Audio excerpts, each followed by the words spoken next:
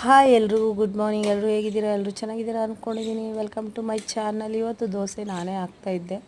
ಅಷ್ಟರಲ್ಲಿ ಜನ full cover ಆಗಿಬಿಡ್ತು ಹೋಟೆಲಲ್ಲಿ. ಹಾಕೋಕ್ಕಾಗಿಲ್ಲ. ಆಮೇಲೆ ಮತ್ತೆ ನನ್ನ ಮಗ ನಾನೇ ಹಾಕ್ತೀನಿ ಕೊಡಮ್ಮ ಅಂತೇಳಿ ಇಸ್ಕೊಂಡ.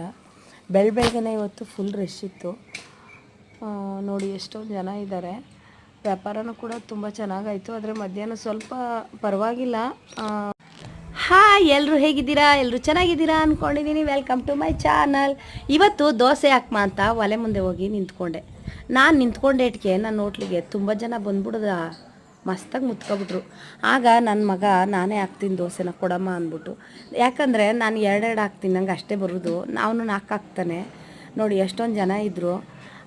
ಬೆಳಗಿಂದು ಹಂಗೋ ಹಿಂಗೋ ತಿಂಡಿ ಕೆಲಸ ಎಲ್ಲ ಮುಗೀತಾ ಬಂತು. ಅಷ್ಟರಲ್ಲಿ ನಮ್ಮ ಓನರ್ ಅಕ್ಕ ಬಂದು ಅವ್ರದ್ದು ವೆಡ್ಡಿಂಗ್ ಆ್ಯನಿವರ್ಸರಿ ಇತ್ತು ಅಂತ ಹೇಳ್ಬಿಟ್ಟು 2 ಪೀಸ್ ಕೇಕ್ ತಂದುಕೊಟ್ರು. ಅಬ್ಬಬ್ಬಾ, ನಾನು ನಿಜಕ್ಕೂ ದೇವರಾಣೆ ನಾನು ಸ್ವೀಟ್ ಇಷ್ಟಪಡಲ್ಲ, ಆದರೆ ಆ ಕೇಕ್ ತಿಂದ್ಬಿಟ್ಟು ನಿಜವಾಗ್ಲೂ ನನ್ನ ಮಕ್ಳಿಗೆ ತಗೊಂಡೋಗ್ಬೇಕು ಇವತ್ತು ಸಂಜೆಗೆ ಅಂದ್ಬಿಟ್ಟು ನಾನು ನನ್ನ ಮಗ ಮಧ್ಯಾಹ್ನ ಅಡುಗೆ ಮಾಡ್ಕೊತಾ ಇರಬೇಕಾದ್ರೆ ಮಾತಾಡಿಕೊಂಡು ಇವತ್ತು ಸಂಜೆ ಹೋಗ್ಬೇಕಾದ್ರೆ ಕೇಕ್ ತಗೊಂಡೋಗ್ಮ ಕಣಪ್ಪ, ವಿ ವಿ ರೋಡ್ಗೆ ಹೋಗಿ ಅಕ್ಕನ ಅಡ್ರೆಸ್ ಕೇಳ್ಕೊತೀನಿ ಅಂದೆ. ಅದು ನೋಡಿದ್ರೆ ವಿ ವಿ ರೋಡ್ರಲ್ಲ, ಅಂಡರ್ ಫಿಟ್ ರೋಡಲ್ಲಿ ಇರೋದು. TVS ಶೋರೂಮ್ ಪಕ್ಕದಲ್ಲಿ ಜಸ್ಟ್ ಬೇಕ್ ಅಂತಿದೆಯಲ್ಲ, ಅಲ್ಲಿ ಸಿಗುತ್ತೆ ಅದು ಕೇಕು. ತುಂಬ ಚೆನ್ನಾಗಿತ್ತು.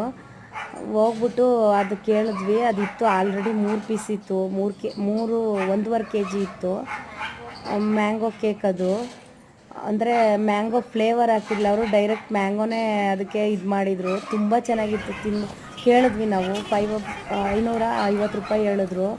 ನಾವಂದ್ವಿ ನಮ್ಮ ಮನೆಗೆ ಮಾತ್ರ ತಿನ್ನೋಕ್ಕೆ ಮೇಡಮ್, ಕೊಡಿ, ಆಫ್ ಕೊಡಿ